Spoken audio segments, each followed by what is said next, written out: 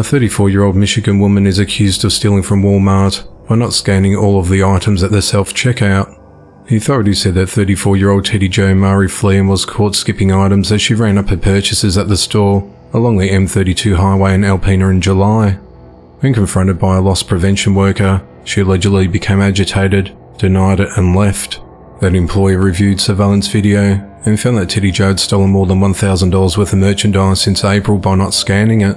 She was arrested at her Alpena home on the 29th of September and has been charged with first-degree retail fraud.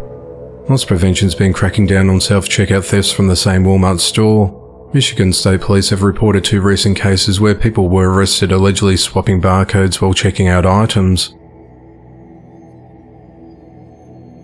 A man has been arrested and another is wanted by police after a 49-year-old cyclist was found dead on a sidewalk in front of a home in Clearwater Beach, Florida, early Friday morning. A citizen called 911 at 12:30 a.m. on the 21st of October after hearing a struggle and spotted a person down. The victim, identified as Jeffrey Chapman of Clearwater Beach, died from blunt force trauma to his upper body after he was beaten to death with a tie iron by 2 men that fled in a black 2014 Nissan Altima 4-door sedan. His bike was located nearby undamaged. Clearwater Police Deputy Chief Michael Wellick said that later in the day, at around 3:30 p.m, the police arrested 26-year-old Tampa resident Jermaine Adrian Bennett and charged him with first-degree murder. They're seeking a second unnamed man who played an active part in the attack. Jeffrey was hit in excess of 10 times in the chest, Michael said. There seems to be no motive for the attack. He was found laying on the ground along the 700 block of Mandalay Avenue. The vehicle used in the attack was registered to Jermaine, and officers arrested him at his workplace in the community of West Chapel, Florida, where he went right after the killing. He confessed to the death, but showed no remorse, Michael said. Jermaine told police that the killing was random, and the ills of society had gotten to him. He's held at the Pasco County Jail waiting extradition to Pinellas County. Jeffrey worked in finance and regularly rode his bike around the beach community and lived roughly half a mile from where his body was found. Michael said they were able to obtain information about the attack through video surveillance footage and tips called in by the public. Michael declined to discuss the second suspect's allegations, only saying that the person played an active role, but he did not describe the potential charges. Michael said, "I encourage the outstanding suspect to do the right thing and turn himself in. It's only a matter of time before we get you," he said. The investigation into the matter continues.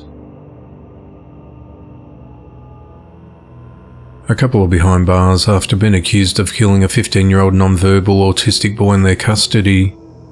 At around 4 a.m. on the 17th of October, the authorities responded to 394 Center Drive in Brownsville, Texas, on reports of an unresponsive teen. When officers arrived at the scene, they found a teenage boy dead and signs of foul play. He was partially clothed and laying on a mattress with visible marks and blood over his body. An autopsy report is pending to confirm the cause of death. The victim's aunt, 27-year-old Julie Alexandria Brewington, and a common-law husband, 25-year-old Noah Garza, were arrested and charged with murder and are each held on a $5 million bond. Child Protective Services said there was no prior cases open on anyone involved in this incident, including the child's biological parents. The investigation into the matter continues. A Milwaukee, Wisconsin kindergarten teacher is accused of inappropriately touching a 5-year-old girl. On the 11th of October, the authorities responded to Rocketship Transformation Prep, a public school at 5501 North 68th Street, on a report that a student had been sexually assaulted by 42-year-old Benjamin Anderson.